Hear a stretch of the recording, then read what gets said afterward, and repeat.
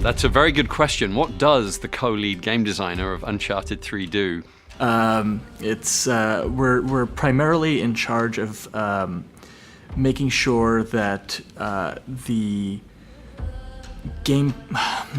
How do you even describe it? It's so hard. I mean, I look at it as a game designer being the storyteller, the director, the crafter of the experience. A co-lead game designer at Naughty Dog is responsible for whatever we got to do right now. That can mean maybe coming up with a good idea.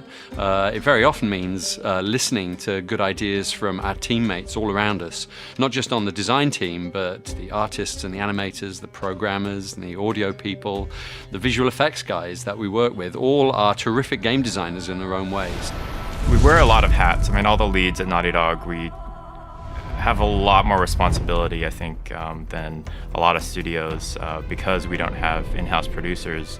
We kind of are the managers and producers of the team. They're really the ones who handle the scheduling and making sure that all of the individual animations and foreground assets and physics assets and whatever else may be necessary for their levels get into the game at the right time and work awesome and have the design specs and everything of that sort.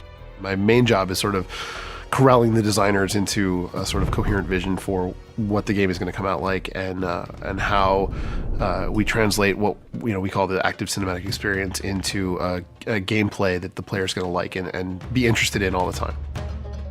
I think a game designer's first and most important role is to be an advocate for the player. We're always thinking about the player's experience, really from the very beginning when they become aware of the game, all the way through to when they're putting in their 100th hour in our multiplayer game.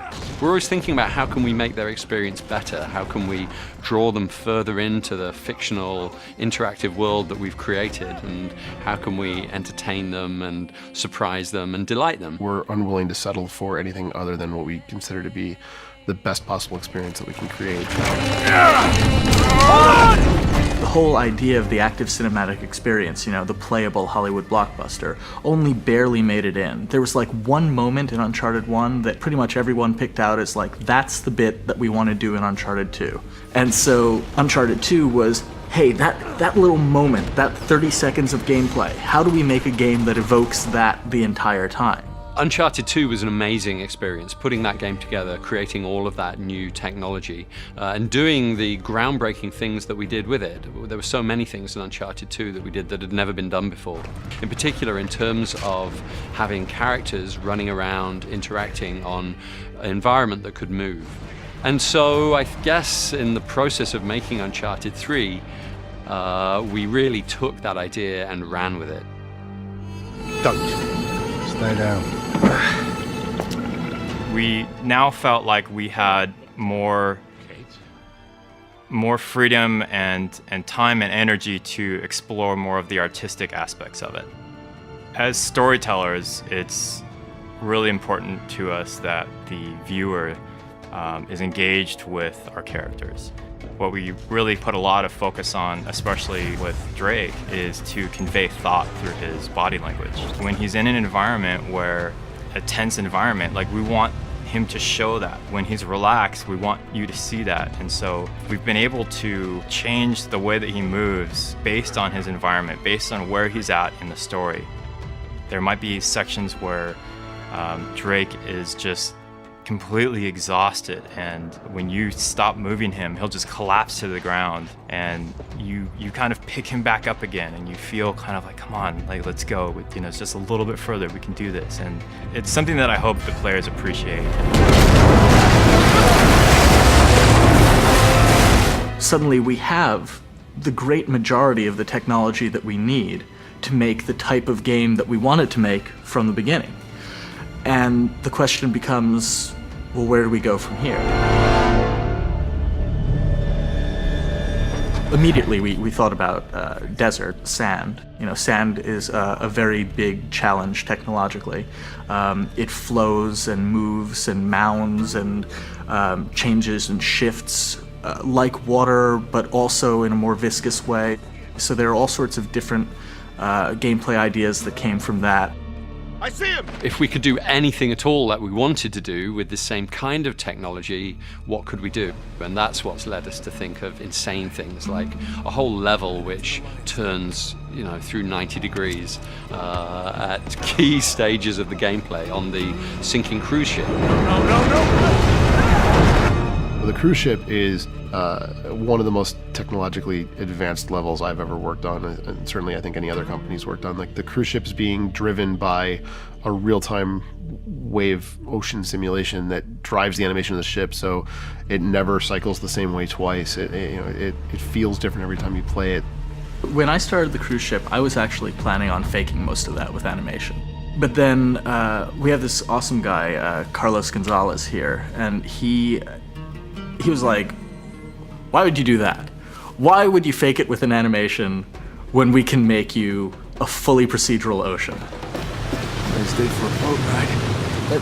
That's one of the other really funny things about Naughty Dog is that I asked for a simpler feature, and Carlos gave me a real-time, fully procedural ocean. That's how Naughty Dog rolls.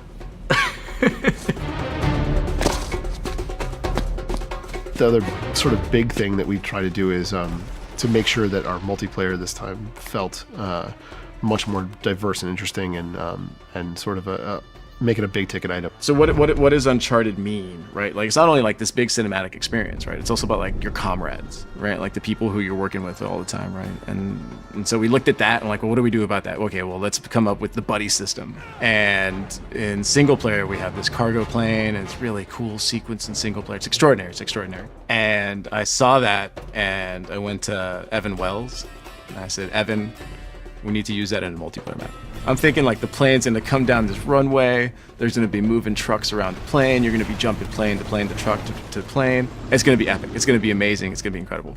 It was one of the most hardest things I've done in my entire life. I saw that and I was like, I thought about all the people that went into making that, the animators and the foreground artists, and Kurt just sitting there and hooking everything up in all the different possible ways it could work. And I was like, we're crazy. So many weeks of work went into less than a 30-second sequence. I look at the stuff that we do and I can't believe how much love each individual person puts into the stuff that they're responsible for. I think that kind of attention to detail is really important for a number of different reasons, but the most important reason is that people recognize it and they love it. It's those moments that make a Naughty Dog game different. So when you ask why are we passionate about what we do, it's because we're given the opportunity to do this, and we're surrounded by people who can do it and who want to do it. We have an incredible amount of resources at our disposal, but we think so much bigger than what we have, that there's always something that's pushing us to go a little bit further. The way the studio gets things done is because people care. And the mentality of the company is, if we see you care so much, then we'll let you go and go take care of it. And I think that's really what makes the company come together.